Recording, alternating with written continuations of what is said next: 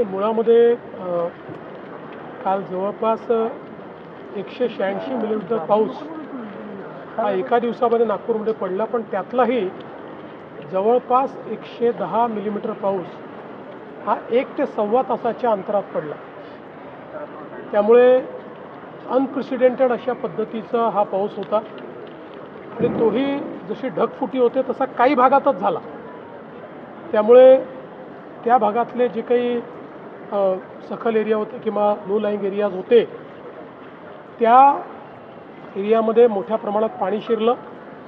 विशेषतः 3 शाळांमध्ये त्या ठिकाणी रेस्क्यू ऑपरेशन चालवावं लागलं आणि सर्व मुलांना, जवळपास 450 मुलांना बाहेर काढावं लागलं. प्रशासनाने अतिशय चांगलं काम केलं. काही ठिकाणी बोटी वापरल्या, काही ठिकाणी रोप वापरले आणि जे काही रेस्क्यू करायचं होतं ते अतिशय वेगाने सगळ्यांना रेस्क्यू केलं. त्यामुळे कुठलीही हानी त्या ठिकाणी झाली नाही. पण निश्चितपणे लोकांच्या घरामध्ये पाणी शिरल्यामुळे किंवा काही ठिकाणी मोठ्या प्रमाणात पाणी जमा झाल्यामुळे काही काळापर्यंत जनजीवन विस्कळीत होतं. पाणी निघून देखील लवकर गेलं. अजूनही काही भागांमध्ये पाणी आहेच, त्याच्यावर कारवाई चाललेली आहे. आजही काल जे काही आपल्याला अलर्ट दिले होते त्यात ऑरेंज अलर्ट नागपूरला दिलेला आणि संध्याकाळनंतर कदाचित पाऊस 5 वाजेनंतर मोठ्या प्रमाणात येईल अशी अपेक्षा आहे. प्रशासनाशी माझी चर्चा झाली आहे. प्रशासन पूर्णपणे तयारीत आहे.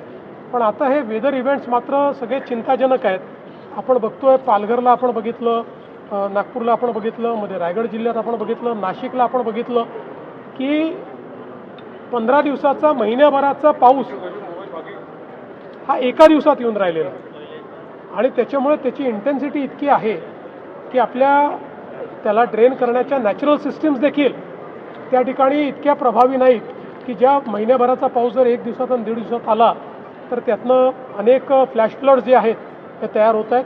त्यामुळे याचाही थोडा विचार हा भविष्याच्या दृष्टीने करावा लागेल. नागरिकांचा जो रोष आहे तो पालिकेच्या विकास कामांना घेऊन आहे. सिमेंट रस्ते असेल किंवा ड्रेनेज सिस्टीम असेल, समन्वयाचा अभाव आणि विकास काही ठिकाणी हे देखील सत्य आहे की कामं चाललेली आहेत, ती अर्धवट आहेत, त्याच्यामुळे त्या ठिकाणी पाणी थांबलं. पण सरसकट असं नाही आहे. कारण मी जसा उल्लेख केला की जर 1 ते सव्वा तासामध्ये 110 मिलीमीटर पाऊस पडेल तर कुठलीच सिस्टीम एवढ्या पावसाकरता डिझाईन नसते. आपण सिस्टीम डिझाईन करताना गेल्या 20-25 वर्षातला जो डेटा आहे त्या डेटातला जो अधिकतम पाऊस आहे त्याच्यात 10% जास्त अशा पद्धतीनं ती सिस्टीम डिझाईन होते.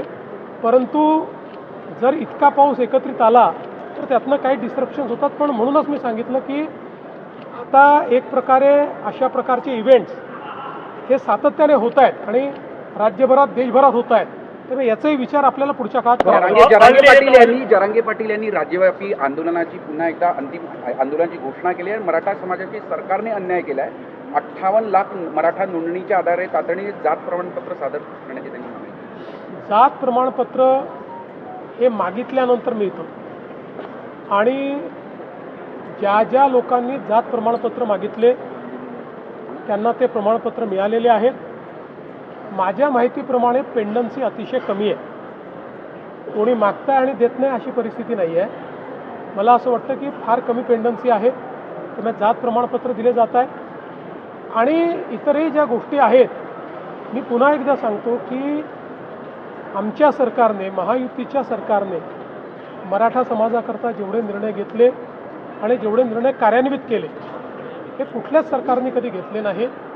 अद्यापही कोणाचा काही रोष असेल, कोणाला काही वाटत असेल की हे योग्य होत नाही आहे तर निश्चित त्यातनं मार्ग काढता येईल. त्या सगळ्या गोष्टी आपल्याला बघता येतील आणि त्याला योग्य पद्धतीनं मला असं वाटतं की त्याच्यावर मार्ग काढता येईल.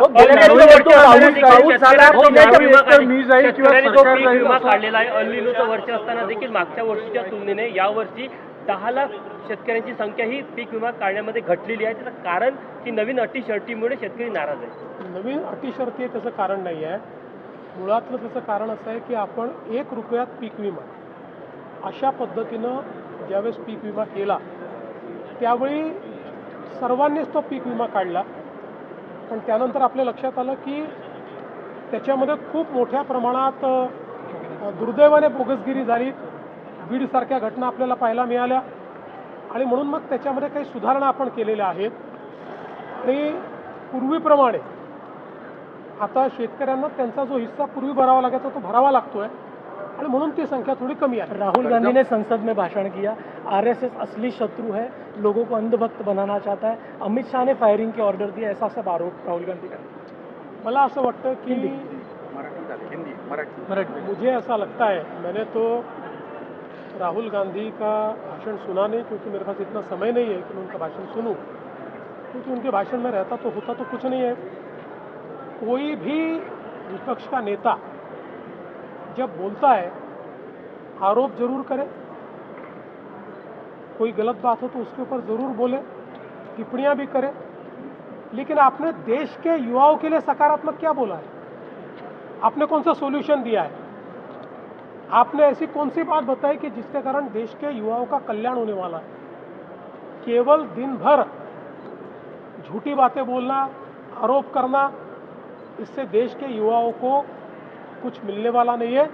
मोदी जी ने देश के युवाओं के बारे में सोचा है, ये नई पद्धति लाई है। मेरा विश्वास है ये बिल पास होगा तो इस नई पद्धति के कारण एक बहुत ही सिक्योर इस प्रकार की परीक्षा पद्धति आएगी और हमारे युवाओं का कल्याण होगा। एफआईआर विड्रॉ करने की मांग सब जगह हो रही है, क्या महाराष्ट्र में जो एफआईआर हुए वो विड्रॉ? महाराष्ट्रामध्ये पोलीस विभागाला आणि गृह विभागाला मी ऑलरेडी सांगितलेलं आहे की या आंदोलनाच्या दरम्यान ज्या काही केसेस झालेल्या आहेत त्या केसेस या परत घेतल्या पाहिजेत। महाराष्ट्रामध्ये पोलिसांनी फार संयमाची भूमिका घेतलेली आहे। साधारणपणे केसेस जर आपण बघितल्या तर मोठ्या प्रमाणात फक्त जमावबंदीच्या केसेस त्या ठिकाणी लागलेल्या आहेत, पण ज्या काही केसेस आहेत त्या परत घेण्याच्या संदर्भातले आदेश मी दिले। गडचिरोली जिल्ह्यामध्ये काही बोगस नक्षलवादी म्हणून पत्रकं वितरित करतात आणि सातत्याने या घटनेमध्ये काही वाढ पाहायला मिळते।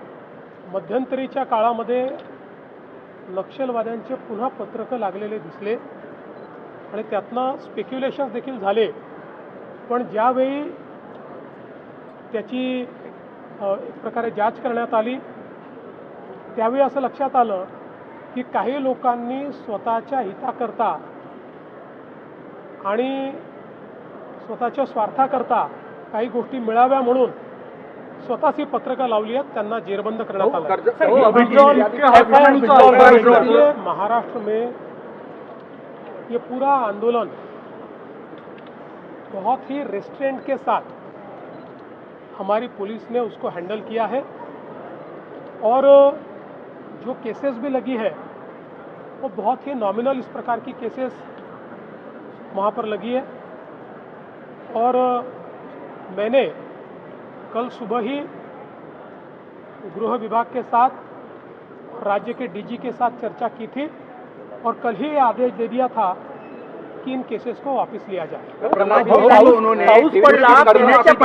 राहुल गांधी ने प्रहलाद जोशी को दुष्कर्म का रक्षक बताया है। देखिए, राहुल गांधी कुछ भी बोल सकते हैं, लेकिन राहुल गांधी क्या है ये भी भारत जानता है, मोदी सरकार क्या है, प्रहलाद जोशी क्या है ये भी हमारे भारत के लोगों को पता है कि राहुल गांधी एक ही एजेंडा लेकर निकले हैं और वो एजेंडा है अराजकता का। अराजकता के एजेंडे पर वो काम कर रहे हैं। उनको देश से कोई लेन देन नहीं, उनको अराजकता से लेन देन। महाराष्ट्र एकमेव राज्य आहे ज्यांनी स्वतःची टेक्नॉलॉजी विकसित केली आहे मानव वाघ जो संघर्ष आहे तो टाळण्यासाठी। मला अतिशय आनंद आहे की मार्वल जी आपल्या महाराष्ट्राची AI कंपनी आहे यांनी एक अतिशय चांगलं मॉडेल आपल्या नागपूरचे SP आहेत हर्ष पोद्दार त्यांनी ते तयार केलेलं आहे, ज्यामध्ये वाघाचं जे विचरण होतं त्याचे अर्ली वॉर्निंग देण्याची सिस्टीम तयार केली आहे। आणि या सिस्टीममध्ये केवळ पिक्चर बेस्ड नाही आहे, तर आपल्याला माहिती आहे वाघ जेव्हा विचरण करतो त्यावेळेस काही प्राणी हे आवाज काढून जंगलाला सांगत असतात की वाघ कुठे आहे। हा जंगलाचा नियम आहे। आणि आमचे जे आदिवासी बांधव आहेत जे वर्षानुवर्ष वनवासात राहतात त्यांना याची नीट माहिती असल्यामुळे ते पूर्वीच्या काळात अशा परिस्थितीतही राहत असताना बरोबर त्या ठिकाणी स्वतःला वाचवायचे. तेच ज्ञान आता आपण AI मध्ये आणलेलं आहे. त्यामुळे वाघाच्या विचरणामध्ये फोटो जरी वाघाचा नाही मिळाला तरी ज्यावेळेस हे प्राणी आवाज काढतात ते आवाज सेन्स करून आणि त्यातनं वाघ कुठे आहे याची अर्ली वॉर्निंग देण्याच्या संदर्भात ही सिस्टीम तयार झालेली आहे. AI सिस्टीम आहे ही. जशी जशी सिस्टीम काम करेल तशी ती अजून प्रगल्भ होईल. पुढच्या काळामध्ये संपूर्ण देशात ही रेप्लिकेट करता येईल. कर्जमाफीच्या यादीतील रक्कम आणि EKYC करताना दिसणाऱ्या रकमेत मोठी तफावत काही ठिकाणी आढळून आहे. खास करून हिंगोलीतनं अशा खूप तक्रारी येतात. असं आहे की या संदर्भात पहिल्यांदाच खूप स्पष्टपणे सांगण्यात आलेलं आहे की काही अकाउंट्स NPA होते. या NPA अकाउंट्समध्ये NPA असताना देखील बँकांनी त्याच्यामध्ये व्याज लावलं होतं. पण ज्यावेळेस बँकांची आमची चर्चा झाली त्यावेळी बँकांनी 2 गोष्टी कबूल केल्या. एक, NPAवरचं व्याज ते कमी करतील, ते काढून टाकतील. आणि दुसरं, कर्जमाफीच्या दरम्यान अकाउंट आणि अकाउंटमध्ये पैसे येणं या दरम्यानच्या कालावधीचं व्याज ते काढून टाकतील. त्यामुळे अकाउंटमध्ये जरी व्याज दिसत असलं तरी बँकांनी त्या व्याजाशिवाय कर्जमाफी मान्य केलेली आहे. आणि म्हणून आम्ही जी कर्जाची रक्कम आहे ती बँकेत भरतोय आणि व्याजाची रक्कम बँक स्वतः त्यातनं काढून घेणार आहे. काही लोकांना कन्फ्युजन असं होतं आहे की आमचे जास्त पैसे अकाउंटला दिसत आहेत, म्हणजे आमच्यावर जास्त कर्ज अकाउंटला दिसत आहे आणि त्या मनाने आमच्या अकाउंटला कमी पैसे आले आहेत. काळजी करू नका. 2 लाखापर्यंतचा जो अकाउंट आहे या अकाउंटला पूर्ण पैसे आम्ही देणार आहोत.